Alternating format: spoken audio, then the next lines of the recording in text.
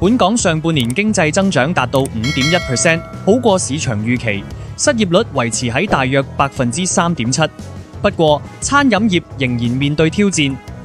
8月16日，財政司司長陳茂波接受訪問時承認，餐飲業正處於轉型調整期，再加上北上消費影響，令行業壓力大。佢指出，現時消費者除咗要求食物好食，仲講求體驗同服務質素。政府會同業界商討資助升級轉型，行業本身亦要與時並進。陳茂波解釋，上半年經濟表現好過預期，主要因為出口表現良好，外需同內需都堅韌。零售業總銷貨價值已經連續14個月增長，餐飲業亦有輕微增長。股市同樓市穩中向好，就業情況理想，負資產按揭宗數單計大跌約605宗。佢估計下半年表現仍然穩健。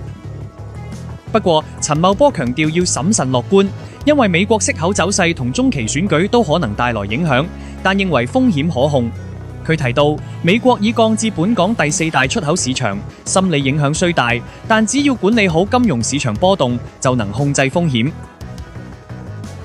近日抖音流傳一段影片，一名身穿疑似香港警察制服嘅女子，套上狗耳濾鏡，伴隨音樂跳舞，引起網民熱烈討論。8月15日，警方回覆查詢時證實，影片中人確係一名現役警務人員。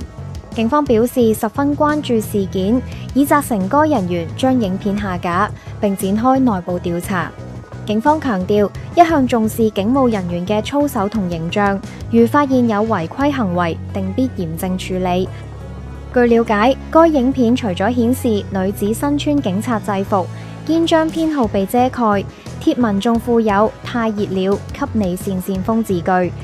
事件曝光後，社會關注警員形象同紀律問題，警方已表明會嚴肅跟進。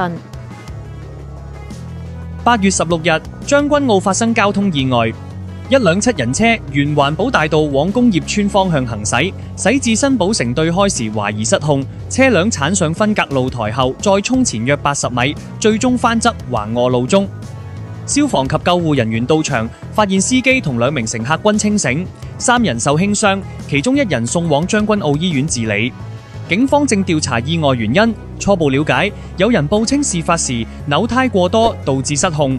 運輸署表示，環保大道天橋近寶邑路迴旋處一度全線封閉，駕駛人士需改道。